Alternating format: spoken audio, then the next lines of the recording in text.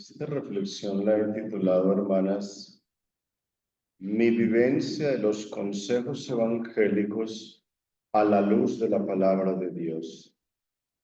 Mi vivencia de los consejos evangélicos a la luz de la palabra de Dios. Para desarrollar entonces el tema, nos centramos en el capítulo 12 del libro del Génesis. Capítulo 12 del libro del Génesis. La vocación de Abraham. Ayer decía yo que toda vocación tiene un contexto social y tiene un contexto personal. También hoy, para concretizar lo de la vivencia de los votos, encontramos que la vocación de Abraham tiene esa realidad. Contexto social. El contexto social de aquel hombre que es el primer llamado de la historia. Antes Dios no había llamado a nadie. Abraham es el primer llamado de la historia. Y con este primer llamado nos encontramos que el contexto social es muy complicado. El drama de la libertad. El drama de la libertad allí se da que el hombre ha tirado por tierra el plan de Dios. En un acto de soberbia, el tentador vino y les manifestó a ellos: ¿cómo que Dios os ha dicho que no comáis del árbol del bien y del mal? Es que Dios bien sabe que si comen del árbol serán como dioses. Entonces ellos vieron que eso era importante. Tomaron y comieron del fruto, tirar por tierra el proyecto de Dios, el drama de la libertad humana. Pero viene Dios, hermanas, y luego reestructura el plan nuevamente y vuelve a redireccionar las cosas después de esta caída del hombre. ¿Y qué pasa nuevamente? Un hermano asesina a su otro hermano. Caín mata a Abel. El primer homicidio de la historia. Vuelve Dios con el tema de la paciencia y entonces reinicia nuevamente su plan. Y en un momento los hombres, llenos de soberbia, construyamos una torre tan alta que llegue al cielo. La Torre de Babel. Un proyecto humano sin trascendencia. Es cuando a Dios le toca confundir la lengua, las lenguas de los hombres, porque si no, ¿qué va a pasar? Observen ustedes, hermanas, ese contexto social de Abraham, toda una calamidad. Proyecto de Dios tirado por tierra, un hermano asesina a otro hermano, la Torre de Babel, un proyecto humano sin trascendencia. Dios no cuenta, nosotros podemos llegar lejos. Luego viene el gran relajo moral. Vendrá después el gran relajo moral que lleva a Dios a el tema del diluvio, el diluvio universal. Para que descubramos una vez más que nunca el mundo ha sido fácil. Nunca el seguimiento del Señor ha sido fácil, hermanos. Y viene Abraham, su contexto personal. Un anciano, ¿qué podrá hacer un anciano? Pero Señor, yo soy viejo. Pensar en un hijo para una anciana, una tarea de un muchacho. O incluso esas anomalías se vuelven a dar. ¿Quiénes son las que crían los nietos? Las abuelas. Una mujer de 70 y de 80 años criando un nieto de 1 año. En estas zonas de periferias de Medellín, en las comunas, ¿quién están criando los hijos? Las abuelas. Cuando la abuela de por sí es alcahueta y ya no tiene fuerzas para esa tarea que es propia de un muchacho. Pero la hija tuvo su aventura dejó el niño, se perdió o le toca trabajar. ¿Quién le toca estar frente al niño? Los abuelos, que ya no pueden, pero dando hasta el extremo. Abraham, un hombre anciano. Además, una mujer estéril. Y no es lo más bonito. Tiene hijos en la mujer y un hijo con la esclava. Ustedes me dirán, padre, pero no se puede aplicar eso allá a Abraham. Yo sé que la Biblia es una moral en desarrollo, pero sin embargo tampoco es una virtud. Tanto que no es una virtud es que estas dos mujeres empezaron la dificultad. En un momento Sara le dijo, puede engendrar hijos en Agar. Y luego, ¿qué pasó? Agar tomó posición y ya Sara se sintió celosa. Saca esa esclava, échala, expulsa. Qué tema tan complicado. ¿Qué hago con dos mujeres? ¿Qué hago yo, anciano? Estas mujeres peleando. ¿Cómo defiendo esta situación? Los contextos personales nuestros, hermanas, son muy difíciles. ¿Quién nos entiende? La humanidad es muy compleja. Si hace calor, qué calor tan horrible. ¿Qué vamos a hacer con este calor? Si hace frío, no estoy congelado. Qué frío tan tremendo. Malo lo uno, malo lo otro. Malo porque sí, malo porque no. Y no se diga el contexto personal de entender a cada monjita en su realidad personal. Si está joven, no es que la hermana es por joven. Si está por mayor, es por mayor. Si está enfermita, es por la enfermedad. Nosotros, hermanas, ciertamente tenemos muchas complicaciones.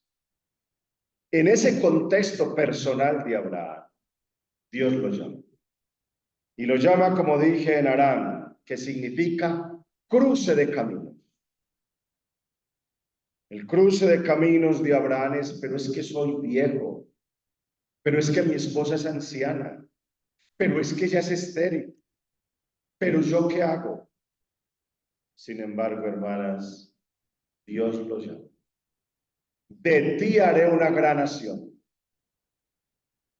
A ti y por medio de ti bendeciré a todas las naciones de la tierra.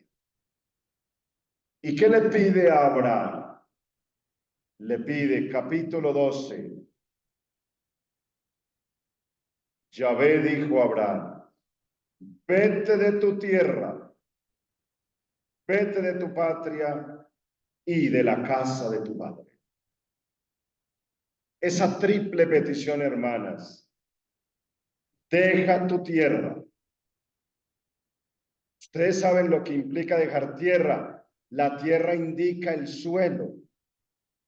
La tierra indica la cultura. La tierra indica la lengua.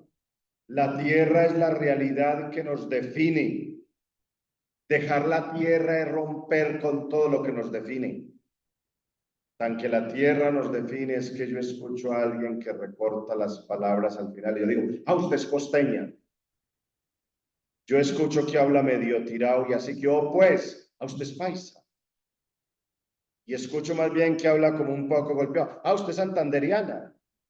Usted rola. ¿Cierto? Usted es argentina. Eso de inmediato, la tierra define a la persona. Es lo que lo define. Aún aquí en Colombia tenemos regiones, ¿cierto? Las regiones tienen una forma de hablar que las define y que las caracteriza. La tierra nos define. Si empieza a hablar regular el español, usted es gringo, usted es de Estados Unidos, ¿cierto? Si le tiene un determinado acento, ya sabemos que es de otro país. La tierra nos define. Por eso, hermanas, tan fuerte eso, Abraham. Deja tu tierra, deja lo que te define, deja tu suelo, deja tu cultura. Y viene segundo, deja tu patria. Hermanas, dejar la patria es dejar la nación. Para una persona de Oriente como era Abraham, dejar la patria era morir. La patria le reconocía los derechos. La patria le reconoce la ciudadanía. Luego entonces dejo la patria, que es un hombre en el Oriente sin sociedad, sin raíces, sin relaciones, ¿cierto? Las relaciones con el país. Miren ustedes, dejar la tierra es dejar seguridad material. Dejar la patria es dejar seguridad jurídica. Y luego tercero, deja la casa. Hermanas, si la tierra nos define, la casa sí que nos define. Dejar la casa es desprenderse de los amigos, desprenderse de los hermanos, desprenderse de los padres. Un hombre sin familia pierde la más profunda identidad. Un hombre sin familia pierde la más profunda identidad. ¿Qué le pide Dios a Abraham? Hágase un NN por mí. Porque sin tierra, sin patria, sin familia, ¿qué es un NN? Hágase un NN por mí. Dios lo convierte ¿en qué? En un donadie, en un donadie. Quédese Abraham sin nada, uno sin tierra, sin patria y sin casa. Hermanas, es morir en vida. Es morir en vida. Es ser un NN. Hermanas, es que toda vocación tiene a la raíz un morir, no lo olviden. Toda vocación tiene a la raíz un morir para que surja otra persona. Ustedes y yo somos los únicos que no morimos y queremos mantener la misma realidad de caprichos con la nueva personalidad que hemos asumido. Es que, hermanos, la vocación es un morir. La vocación es una nueva creación. La vocación es un nuevo ser.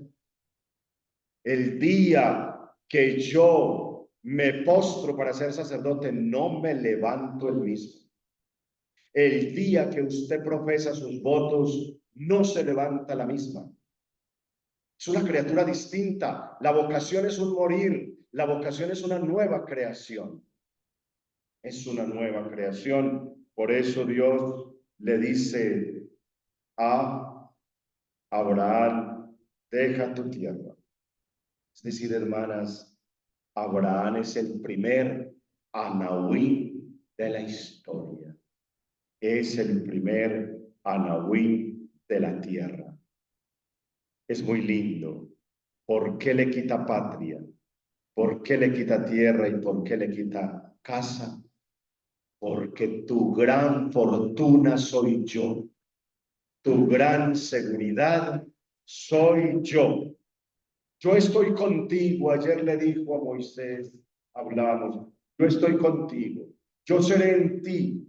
Yo seré contigo y tú serás conmigo. Por eso, cuando uno no tiene tierra, cuando uno no tiene patria, cuando uno no tiene casa, ¿en quién puede anclar el corazón? Si no es en Dios.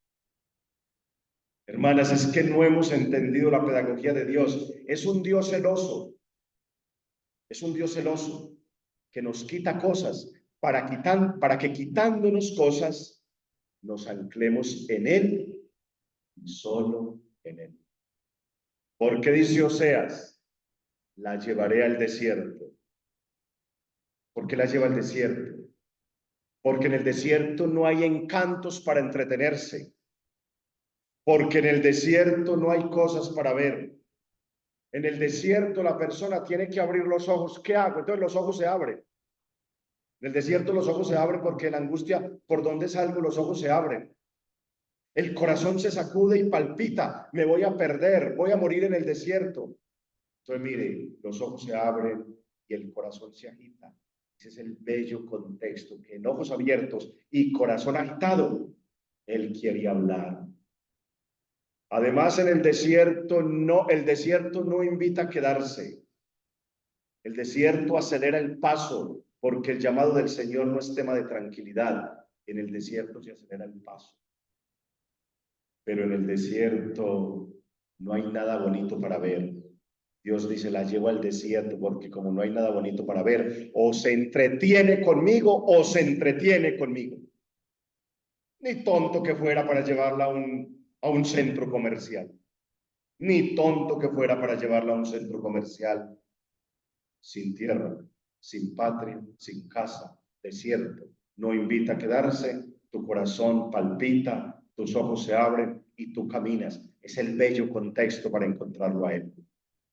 Eso es lo que pretende un retiro espiritual, sacudir el corazón y hacer abrir los ojos para que Dios hable y no entretenerse con cosas. No nos lleva a un desierto, no nos lleva a un centro comercial donde nos entretenemos con chécheres. Qué interesante, hermanas, la pedagogía de Dios. Así ha soñado la vida consagrada. Sin tierra, sin patria y sin casa, viviendo en un desierto para que no se le entretenga. Pero ¿qué hace con esta criatura que de todas maneras se le entretiene? ¿Qué hace con esta criatura cuando de todas maneras se le entretiene? Y entonces a cambio le dice, Abraham debe de ir hacia lo que Dios le mostrará. La tierra que yo le daré. Te quitaré la tierra tuya para darte una tierra. Y entonces le promete tres cosas. Te haré grande, te bendeciré y te constituiré en bendición. A cambio de tierra, de patria y de casa, le promete tres cosas. Te haré grande. Te haré grande.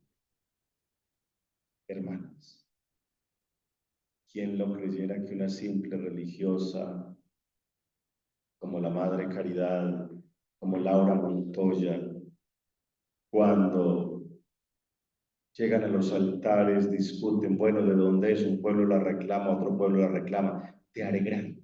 Una simple monja que en su momento no contaba. Pasaba desapercibida entre indígenas. La fundadora de ustedes, seguro de una mujer sencilla. Y te haré grande. ¿Qué pasa en el que se desprende de cosas y se centra en Dios y solo en Dios, como Dios lo hace grande? Te haré grande, te bendeciré, es decir, una nueva nación que el Señor hará germinar contigo. Yo seré para ti, Abraham, fuente de crecimiento. Yo seré para ti, Abraham, fuente de crecimiento. Te haré grande, te constituiré una bendición. Yo no sé si el español me permite esto, hermana, pero somos destinatarios de una bendición y somos bendecidores. Yo creo que el español no me permite esa expresión. Somos bendecidos y somos bendecidores. O mejor, somos bendecidos y somos bendición, porque ahí el español yo creo que no admite esa palabra. Bendecidores. Somos bendecidos y somos bendición.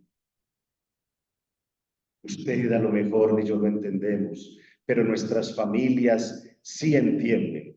Nuestros hermanos y nuestros padres, seguro en su momento, o las que lo tienen vivo, nuestra mamá y nuestro papá sacan, es que yo tengo una hija religiosa. Es que mi hija es franciscana de María Inmaculada. Yo tengo una hermana en esa comunidad. Como nuestros hermanos, nuestros padres se sentían que nosotros, tomados de la familia, éramos una bendición. Somos bendecidos y somos bendición. Y bendecir es desear toda clase de bienes, lo sabemos, hermanas. Entonces, le promete, te haré grande. Hermanas, es que Dios cuando nos toma, no nos toma para pequeñeces, nos hace grandes. Te haré una bendición y a ti te bendeciré. A ti te bendeciré. Hermanas, de verdad que el vocacionado es el signo de Dios para el mundo. De verdad que la vocacionada es el regalo de Dios para el mundo. Nosotros decimos, yo tengo vocación. Yo no sé si la vocación es mía o la vocación es de Dios, que ha querido salvar el pueblo a través de mi humilde persona. Nosotros nos inflamos y decimos, yo tengo vocación. Yo creo que la vocación es de Dios, que ha querido salvar a su pueblo a través de nuestra humilde persona. Porque el pueblo está como está, porque hay esos contextos sociales complicados, por eso Dios nos llama. Por eso Dios nos llama. Son las vocaciones de Dios, que ha querido salvar el pueblo a través de nosotros. Pero hermanas, dejar tierra, dejar patria y dejar casa, si eso no lo encontráramos en Cristo, perdería la razón de ser. Vamos a la persona de Jesús. La persona de Jesús. El crucificado, sin tierra. Mateo 27:35. Los pájaros tienen nido y las zorras madriguera, pero el Hijo del Hombre no tiene donde reclinar la cabeza. Le dijo a uno que se presentó: Señor, te seguiré a donde vayas. Así como Abraham es un hombre sin seguridad material, Jesús no tiene seguridad material. Los pájaros tienen nido y las zorras madrigueras. ¿Y cómo lo crucificaron? Absolutamente sin nada, sin ropa. Y así, en el sepulcro solamente lo envolvieron en una sábana, y en un sepulcro prestado, el hombre sin seguridad material, sin nada. ¿No creen ustedes que Francisco recreó en sí mismo esa escena? Yo no sé si ustedes la han recreado, yo no sé. Es tema personal. Pero Francisco recreó esa imagen del Hijo del Hombre, no tiene donde reclinar la cabeza. Sin nada. La pobreza absoluta. Queda para ustedes, queridas hermanas, que asumen el carisma franciscano, el pensar, y yo con tantas cosas, y yo que me lleno de cosas, una hija de Francisco, sin seguridad material, sin ropa, sin patria. En el momento del juicio, ¿quién defendió la causa de Jesús? Yo soy abogado y me pongo a examinar. El ordenamiento romano es madre de todos los ordenamientos jurídicos. Del ordenamiento romano han bebido todos los demás ordenamientos jurídicos porque es madre de todos los ordenamientos jurídicos de los diversos países, y condenan a un inocente sin patria. ¿Dónde están los derechos reconocidos? No. Las turbas simplemente adormecen una tímida voz que no lo quiere crucificar. Todos gritan: crucifícale, crucifícale. Pero luego, un hombre sin casa. Todos los discípulos en el momento de la crucifixión huyeron. Solo al pie de la cruz ella. Solo al pie de la cruz ella. ¿Cómo la admiro? Como dijera el padre Ignacio Larrañaga, ella al pie de la cruz, aguerrida, valiente, heroica, decidida, como diciéndole: cuando todos te abandonaron, yo más cercana de ti que nunca. Necesitamos mujeres que hagan réplica de esa mujer al pie de la cruz, valiente, aguerrida, heroica, lo diré cuando hablemos de la virtud de la fortaleza. Allí, al pie de la cruz, los demás huyeron. ¿Dónde están los leprosos curados? ¿Dónde estaban los que comieron del pan multiplicado? ¿Dónde está la hemorroísa? ¿Dónde está la mujer sirofenicia a quien les pusieron? ¿Dónde están? Nadie. Realmente sin casa, sin familia. Me estremece pensar que uno abraza un espíritu franciscano tan exigente, tan demasiado exigente, hermano. Me estremece el solo pensar. No sería capaz de asumirlo y menos de vivirlo. Porque cuando miro a Cristo y veo la réplica en San Francisco, me quedo sin palabras. Como dicen los muchachos, me tapan la boca, porque ¿qué puedo decir?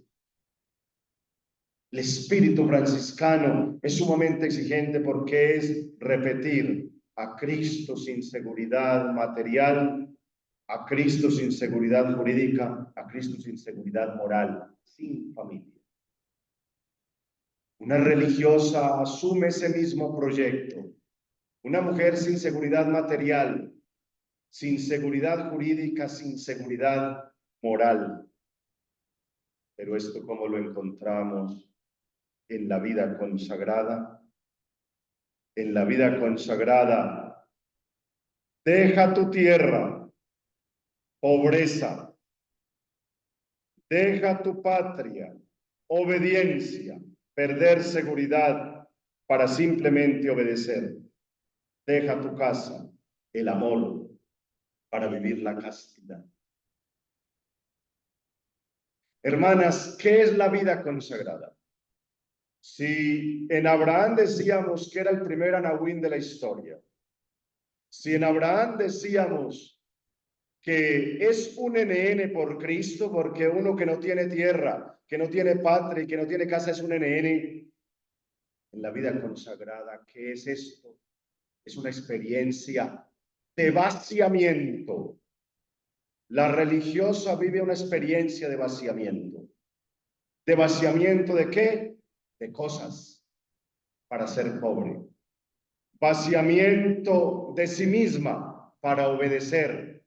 Vaciamiento de personas para vivir la castidad. En Abraham un NN, en Cristo sin ropa, sin seguridad jurídica, sin seguridad moral, y en la religiosa un vaciamiento. Hermanas, yo no sé si ustedes se han emprendido el proceso del vaciamiento. Es que, hermanas, seguir a Cristo es vivir el proceso de vaciamiento tal como lo hizo Francisco de Asís. El misterio de la encarnación es un misterio de vaciamiento. San Pablo expresa el vaciamiento diciendo, aquel siendo de condición divina, no hizo alarde de su categoría de Dios, se rebajó, se sometió a la muerte y muerte de cruz. Es un vaciamiento. Vaciamiento total. Francisco, el hombre del vaciamiento total. Simplemente una mecha de túnica vieja. Yo no, por eso digo, no sería capaz de vivir ese espíritu. Lo admiro y de verdad oro por quien haya asumido este reto de vida tan exigente que lo pueda vivir en plenitud. Porque no sería capaz. Usted, hermanas, ha dejado la tierra para encontrar una nueva tierra. Ha dejado la patria para encontrar una nueva patria y ha dejado la familia para encontrar una nueva familia. La familia de los consagrados. De tal manera, hermanas, que cuando uno estudia la vida de Abraham, cuando estudia la vida de Cristo y cuando estudia la vida de Francisco, ¿qué se nos dice en síntesis? Todo es relativo, todo es pasajero, lo único permanente es Dios, solo Dios. Eso es lo único permanente. Lo demás, todo se vuelve ciertamente relativo, cierto, Por eso es que Dios nos quita cosas para que no nos instalemos ni en lugares, ni con personas, ni con obediencias, que no nos instalemos. Por eso nos quita tierra, nos quita patria y nos quita familia, para que no nos instalemos. Un corazón libre de todo y solo para Él, porque Él es el permanente. Él es el que no se quita del corazón humano, del corazón de la persona. Yo solo quiero, hermanas, citar de cada consejo evangélico unos textos que también me estremecen. Al confrontar nuestra vida, la palabra de Dios, y confrontar la vivencia de los votos, hermanas, dos textos: la obediencia, la obediencia. La obediencia, hay dos textos que a mí me llaman la atención. Filipenses 2, 1 al 11. Filipenses 2, 1 al 11. Dice así: nada hagáis por rivalidad, ni por vanagloria, sino con humildad, considerando cada cual a los demás como superiores a sí mismo, buscando cada uno no su propio interés, sino el de los demás. Tened entre vosotros los mismos sentimientos de Cristo. Óigase bien, hermanas, tened entre vosotros los mismos sentimientos de Cristo. ¿Cuáles sentimientos? El cual, siendo de condición divina, no retuvo ávidamente el ser igual a Dios, sino que se despojó de sí mismo, tomando la condición de siervo, haciéndose semejante a los hombres y apareciendo en su porte como hombre, y se humilló a sí mismo, obediente hasta la muerte y muerte de cruz. A mí ese texto me estremece. ¿Cómo que obediente y obediente hasta la muerte? ¿Quién puede obedecer semejante cosa tan descachada? Yo obedecería cualquier cosa, pero obedecer la muerte. Ese es el misterio del mártir. Obedece a la muerte. Un paréntesis, San Agustín tiene algo muy lindo. San Agustín se pregunta, ¿y qué es un mártir? Y responde, un mártir es aquel que, sorprendido por lo que tomó del altar, quiso con su vida preparar algo semejante. Oiga bien, sorprendido por lo que tomó del altar, quiso con su vida preparar algo semejante. Como diciéndonos, nosotros que diariamente tomamos del altar, si nos sorprendemos para preparar con nuestra vida algo semejante, la obediencia, y obediencia hasta la muerte. Ese texto, hermanas, de Filipenses 2, 1 al 11, realmente es estremecedor. Obediente hasta la muerte y muerte de cruz. Segundo texto todavía más exigente. Hebreos 5, 7 al 9. Hebreos 5, 7 al 9. Y aún siendo hijo, aprendió sufriendo la obediencia. Pero ¿cómo? Es un texto supremamente complejo. Pero ¿cómo que el hijo aprendió sufriendo, aprendió la obediencia, y llegando al final se convirtió en causa de salvación eterna para todos los que le obedecen? Aclaro lo del texto, hermanas. Una cosa es aprender a obedecer y otra cosa es aprender la obediencia. Aprender a obedecer es como una acción, mientras que aprender la obediencia es aprender el acto. Pongo el ejemplo. Yo le digo, hermana, recoja esa escoba que hay allá. Eso es obedecer.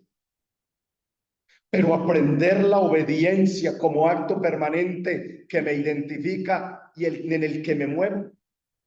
Uno aprende a obedecer, lo manda para una casa y obedecí. Me piden que haga esta notica y la hago. Eso es obedecer, pero aprender la obediencia como acto permanente, como hábitat natural en el que se desenvuelve mi vida, es otro tema. Por eso la traducción sería incorrecta si dice aprendió sufriendo a obedecer. No, es aprendió sufriendo la obediencia como acto permanente. Por eso, cuando hay religiosos mayores que siempre estuvieron disponibles y que al final dicen, madre, yo no voy allá, aprendieron a obedecer, pero no aprendieron la obediencia. No lo aprendieron la obediencia porque cuando llegó el momento ya no mantuvieron la obediencia como hábitat natural en ellas. Características de la obediencia. Características de la obediencia. Primera característica es apostólica, es decir, reconoce, sirve y ama a la iglesia. La obediencia es apostólica. La obediencia es comunitaria, porque cuando yo obedezco, doy la posibilidad que otra asuma el cargo que yo tenía. Cuando yo obedezco, permito que la comunidad se mueva, que la comunidad se oxigene. La obediencia es comunitaria. La obediencia es pastoral. Es decir, se vive en un clima de constante disponibilidad para dejarse absorber por las necesidades de la congregación. Son las tres características de la obediencia: apostólica, comunitaria y pastoral. Segundo consejo evangélico, la pobreza. La pobreza. Primer texto, Mateo 5:1. Bienaventurados los pobres en el espíritu, porque de ellos es el reino de los cielos. Es decir, aquel que se reconoce necesitado de Dios, pobre en el espíritu, necesitado de Dios. Dios no es todo en mi vida. Salmo 15. El Señor es el lote de mi heredad. Me ha tocado un lote hermoso. Me encanta mi heredad. Dichosos los pobres en el espíritu. Y el segundo texto es Filipenses 4:11 al 13. Filipenses 4:11 al 13. En el tiempo que tengan, confronten los textos, léanlos. Filipenses 4:11 al 13. No lo digo movido por la necesidad, pues he aprendido a contentarme con lo que tengo, sé andar escaso y sobrado. Estoy avesado a todo y en todo, a la saciedad y al hambre, a la abundancia y a la privación. Todo lo puedo en aquel que me conforta. Todo lo puedo en aquel que me conforta. Realmente, hermanas, la pobreza que me lleva a desprenderme de toda cosa material, de toda seguridad material. Características de la pobreza. La pobreza es efectiva, es decir, se vive a ejemplo de Cristo. Pobreza efectiva.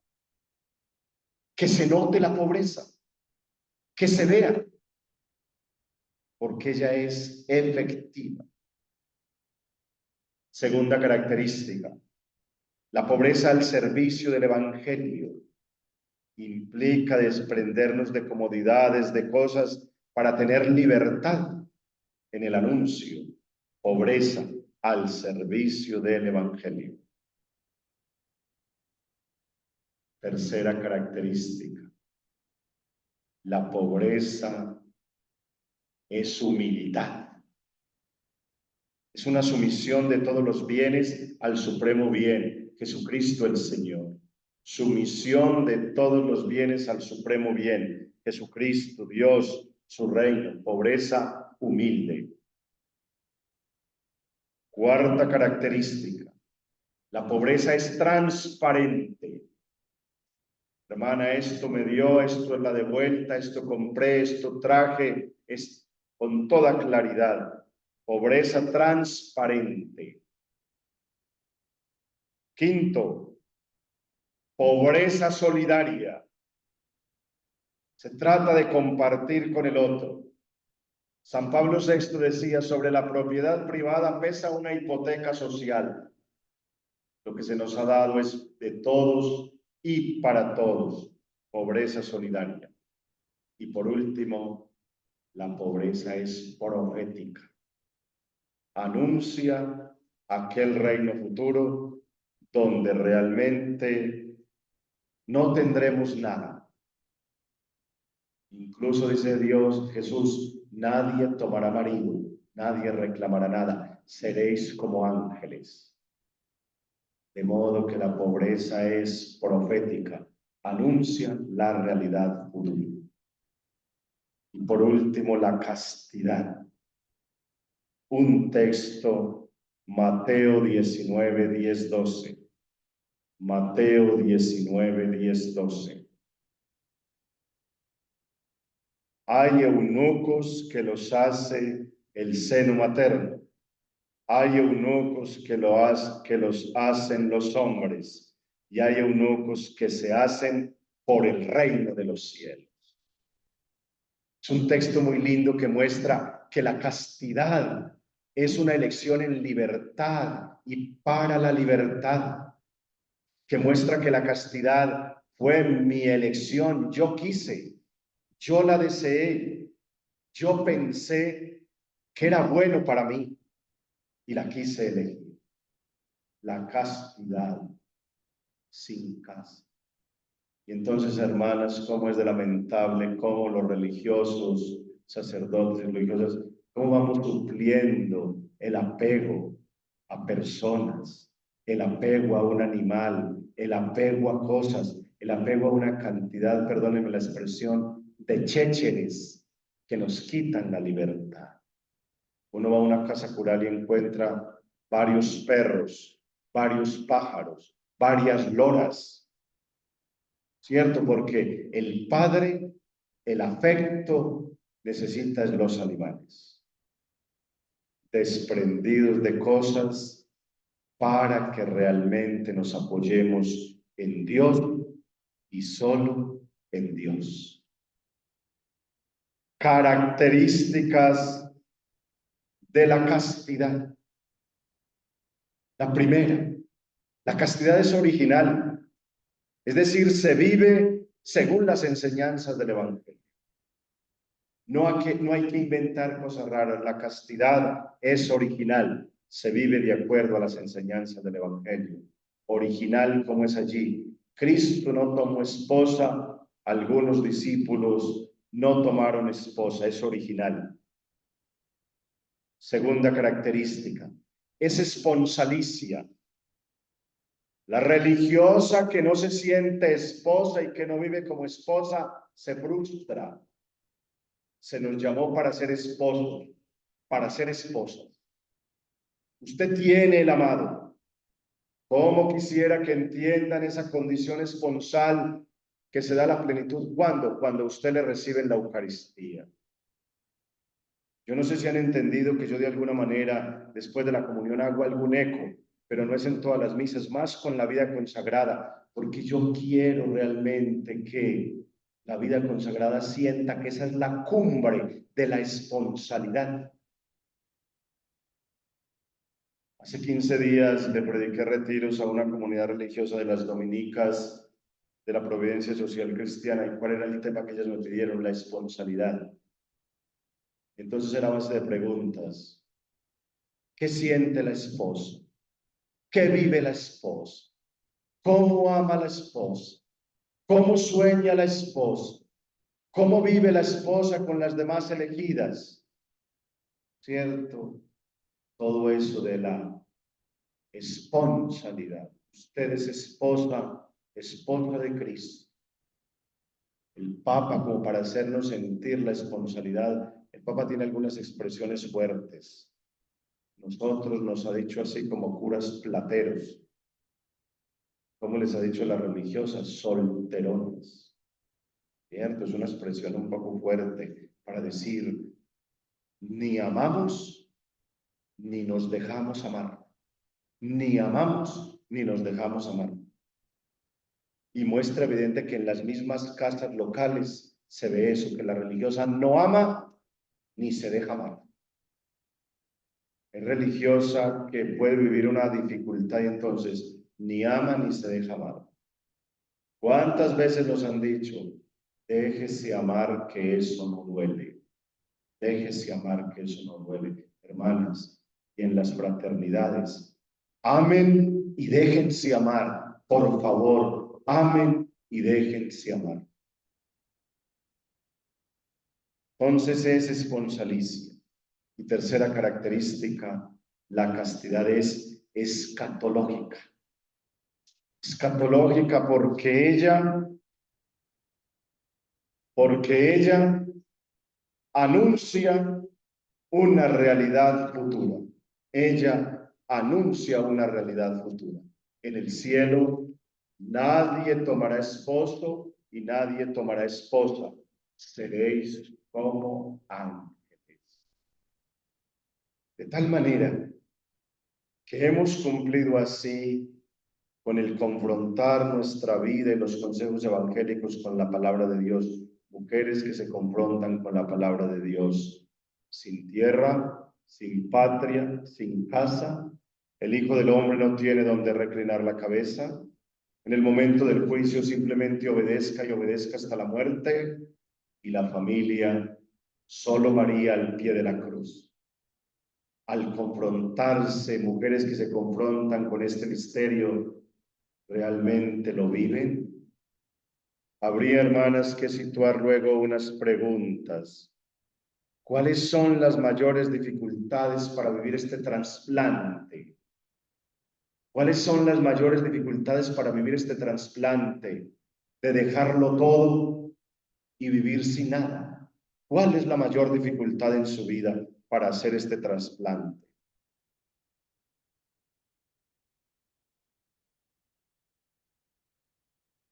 Realmente, una segunda pregunta, ¿realmente vives a profundidad el espíritu franciscano? Sin tierra, sin patria y sin familia. ¿Realmente vives el espíritu franciscano? ¿O hay comodidad, hay confort, hay aburguesamiento, que ya lo analizamos como un virus? Gloria al Padre, al Hijo y al Espíritu.